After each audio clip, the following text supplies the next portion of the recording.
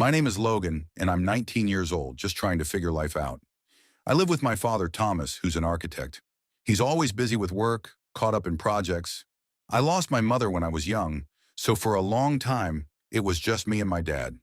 That was until a few years ago, when he remarried. Her name is Amelia, and she's nothing like the stepmom I imagined. She's young, smart, and she feels more like a friend to me than a mom. But lately, things have gotten complicated. Let me tell you about the day that changed everything. Make sure to subscribe to my channel so I can continue bringing you more fascinating, true stories like this one. And don't forget to watch this video till the end because this story is going to be incredibly interesting. It all started like any other quiet afternoon. My dad was away for work, and Amelia was out running errands, leaving me at home by myself. I don't mind being alone, I'm used to it by now. I spent the afternoon in my room just lounging around and looking at my phone. The house was so peaceful, with no noise at all. I had just gotten out of the shower, still damp, and was lying on my bed absorbed in my phone. It was quiet, too quiet. The house seemed still, almost unnervingly so. I shook off the feeling but couldn't ignore it. That's when I heard a soft knock on my door. I wasn't expecting anyone. My heart skipped a beat. My first instinct was to put my shirt on, but I hesitated. Who would be at the door? Before I could move, the door creaked open. It was Amelia standing there in the doorway. Her eyes were locked on mine in a way I hadn't seen before. She was casually dressed in a light sweater and jeans. Her dark hair hung loosely around her shoulders. She looked unsure, like she was waiting for something. I didn't know what to do. I was caught completely off guard. "Sorry," she said softly, her voice gentle but carrying a tension I hadn't noticed before. I didn't mean to interrupt. I immediately jumped up, trying to grab my shirt and pull it over my head, but something in her expression made me stop. She wasn't angry or upset. She was just watching me. Her gaze lingered on me, and it felt like everything had changed in that moment. "Amelia," I stammered, my heart racing. I wasn't expecting anyone. She didn't say anything at first. She just stepped into the room, slowly, like everything between us had shifted. She took another step toward me, and I froze. My pulse was pounding in my chest. I felt exposed not just physically but emotionally too. My mind raced. Should I apologize? Should I tell her to leave? But before I could do anything, she spoke again. "You should have locked the door," she said, her voice soft, but with something more behind it. I didn't know how to respond. I couldn't tear my eyes away from her. There was something pulling us together that I didn't understand, making it hard to breathe. She was standing so close now that I could feel the warmth of her body. It was overwhelming. I wanted to speak but couldn't. Then before I even realized it, my hand reached for hers, shaking slightly. She didn't pull away. Her gaze never left me, and it felt like she was giving me permission. It was like she was waiting for me to make the first move. I took a step closer, my body moving almost by itself. Her eyes were locked on mine as I reached up and touched her face, my fingers grazing her soft skin. The connection between us was undeniable. The tension between us was suffocating. Just as I leaned in, ready to kiss her, the sound of footsteps in the hall broke the moment. Amelia quickly stepped back, her face flushing. "We can't," she whispered. "This isn't right." I stood frozen, my heart pounding. She was right, and we both knew it. But I couldn't ignore how I felt. Something had changed between us, and I wasn't sure I could pretend like nothing had happened. Before I could say anything, she glanced toward the door and then turned back to me. "We'll talk later," she said quickly before turning and leaving the room, her footsteps fading down the hall. I stood there in shock, unable to fully process what had just happened. A part of me felt relieved, but another part of me wanted to follow her, to figure out what it all meant. I sat back down on the edge of my bed, my mind racing. Nothing felt the same anymore. The next few days passed slowly, like I was stuck in some kind of fog. I couldn't stop thinking about Amelia. What had happened wasn't just a brief moment, it was something more. The way her eyes held mine, the way she seemed to breathe faster when we were close, it all felt too real to ignore. But the worst part was that I couldn't talk to anyone about it. My friends wouldn't understand, and my dad certainly wouldn't. Amelia was still my stepmom. We both knew it was wrong, but the tension between us was impossible to escape. I tried to distance myself, telling myself it was just a moment of weakness, something we would both move past. But every time I saw her, I couldn't ignore the way her gaze lingered just a second too long. It was like she was waiting for something, but I wasn't sure what. One evening after dinner, my dad was working late. I was sitting on the couch, flipping through the channels when Amelia walked into the room. She was wearing a loose sweater and leggings, her hair tied back in a simple ponytail. She looked different, more distant, but also somehow more attractive. "Hey," she said, sitting down beside me on the couch. "Mind if I join you?" My heart raced, but I tried to stay calm. "No, of course not," I replied, my voice giving away my nervousness. She sat close, her shoulder brushing mine. I could feel the warmth of her body, and I had to force myself not to think about that moment in my room. We sat in silence for a while, but the air between us was heavy, filled with unsaid things. I could feel her presence more than I could focus on the TV. Then she spoke softly. "About the other day." I stiffened. I wasn't sure if I was ready for this conversation. "Amelia," I said, trying to keep my voice steady, "I don't know what happened. I don't know why we—" She interrupted, her hand brushing mine. The touch was electric, like a spark in the air. She didn't pull away. Her fingers gently traced the lines of my hand. "I know it's complicated," she whispered, barely audible, "but I can't stop thinking about it. About you, Logan." My heart was racing, my ears ringing. I had never heard her say anything like that before. It felt like time had stopped, leaving just the two of us. I looked at her, and for the first time I saw the vulnerability in her eyes. She was just as conflicted as I was, maybe more. But there was something else. A deep yearning, a desire that was impossible to ignore.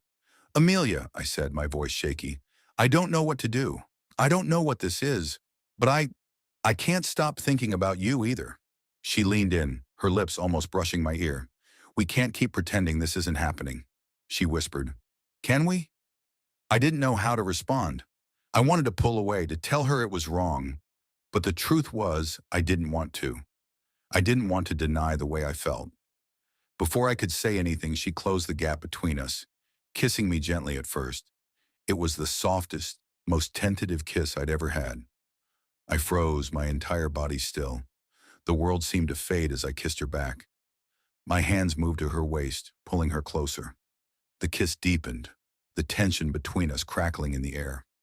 Her lips were warm and soft, and I felt something I couldn't name, a deep longing to be closer to her, to lose myself in the moment. But just as quickly she pulled back, her eyes wide with panic. "We can't do this, Logan," she whispered. "It's wrong." I didn't know what to say. A part of me knew she was right, but another part didn't care. All I knew was I couldn't stop wanting her. "Amelia," I said, my voice low, "I don't care. I just need you." She looked at me, her gaze softening, but then she looked away, regret written on her face. "I can't," she said, trembling. "I can't do this to your dad. To you." I understood, but it didn't make it any easier.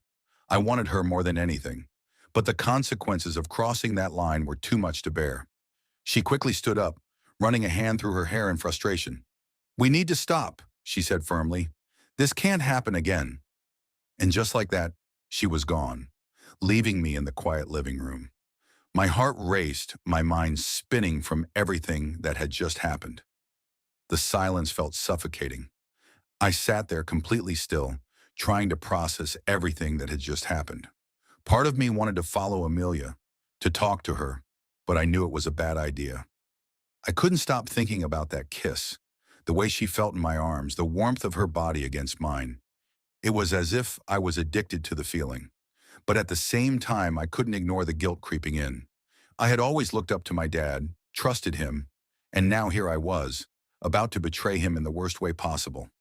I tried to distract myself, but it was useless. Every time I saw Amelia, I felt that same pull, that same connection. It wasn't just physical, it felt deeper, like something I couldn't escape. It was as if every part of me was drawn to her, even though I knew it was wrong. A few days later, I found myself in the kitchen making breakfast. The house was quiet, the only sound the sizzle of bacon cooking in the pan. I hadn't seen Amelia yet, but I knew she'd be up soon. My heart raced just thinking about her. I tried to push the thoughts out of my mind, but they wouldn't go away. The memory of our kiss, the way I felt when she was near, it was overwhelming. Just as I was finishing setting the plates on the table, I heard footsteps behind me. I turned around to find Amelia standing in the doorway. Her dark hair was loose around her shoulders, and she was dressed casually in a blouse and jeans. To me, though, she might as well have been wearing a dress made of fire. "Good morning," she said, her voice soft, but there was an underlying tension in it that matched how I was feeling inside. "Good morning," I replied, trying to sound calm, even though my heart was pounding in my chest. She stepped closer, her eyes briefly glancing at the food on the table before looking back at me. There was a moment of silence, a heavy pause in the air. Then she spoke again. "You've been avoiding me," she said, her tone barely a whisper. It wasn't a question, but more like an accusation. I froze. Had it been that obvious? Was I really avoiding her? "I'm not avoiding you," I stammered, but deep down, I knew I was. It was hard to face her after everything that had happened. But the truth was, every part of me wanted to reach out to her, to feel that connection again. She took a step closer, and I could smell her perfume, a soft mix of jasmine. It made my head spin. "You know this isn't right," she whispered, her voice barely audible. "We can't keep doing this, Logan." I wanted to respond, to tell her that I couldn't stop how I felt, that I didn't want to fight it anymore. But instead, I just stood there, frozen, my heart torn between what was right and what I wanted more than anything. "I don't know how to stop," I said, my voice barely above a whisper. The words slipped out before I could stop them. Amelia's expression softened, but there was a sadness in her eyes that I hadn't seen before. She reached out, her hand brushing lightly against my arm. The touch sent a wave of emotion through me. "You have to stop, Logan," she said quietly, her eyes searching mine. "This isn't just about us. It's about your dad, too. It's about everything we've built. Do you really want to destroy that?" Her words hit me hard, like a punch to the gut. For the first time, I realized what was at stake. My dad, the man who had always been there for me, who had worked so hard for us. How could I betray him like this? But even then, the pull I felt toward Amelia didn't fade. It was still there, urging me to give in. I could feel the battle rising inside me, between my heart and my conscience. "I don't know if I can," I said, my voice bitter. "I don't know how to stop feeling this way about you." Amelia sighed deeply, her hand falling to her side. "You have to. For your sake, for mine, and for your dad." Her words were like a cold shower, waking me up to the reality of what I was doing. I couldn't keep chasing something that was never meant to be.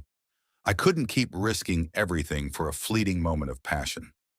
"I don't want to hurt anyone," I said, my voice shaking with emotion. "I just don't know what to do anymore." "You don't have to do anything," Amelia replied softly. "Just let it go. We have to let it go." Her words cut through the tension that had been hanging in the air, and I finally understood.